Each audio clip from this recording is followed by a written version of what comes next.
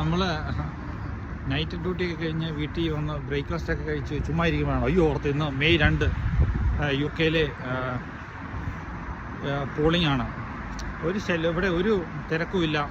സാധാരണമായിട്ട് എല്ലാവർക്കും ഒരു ഇൻഫർമേഷൻ കൊടുക്കും. അല്ലാതെ നാട്ടിൽ പോലെ ബഹളവും ഇല്ല, കൊലപാതകവും ഇല്ല, കത്തിക്കുത്തലൊന്നുമില്ല, പിള്ളേർ സ്കൂൾ അവധിയൊന്നുമില്ല. സാധാരണമായിട്ട് ഓഫീസ് പോകുന്ന പോലെ തന്നെ പോകുന്നു വരുന്നു. അവർ ജസ്റ്റ് ഒരു പേപ്പറാണ്. നാട്ടിലെ പോലെ ഉടായ്പ കാണിച്ച് ഇലക്ട്രിക് മെഷീനൊന്നുമല്ല, പേപ്പറിലാണ് നമ്മൾ ടിക്ക് ഇടുക, അത് ഇട്ട് പണി കഴിഞ്ഞു. അത് ഞാൻ കാണിക്കാം. തിരക്ക് പോലുമില്ല കേട്ടോ, ചുമ്മാ വിജനമായിട്ട് കിടക്കുന്നു.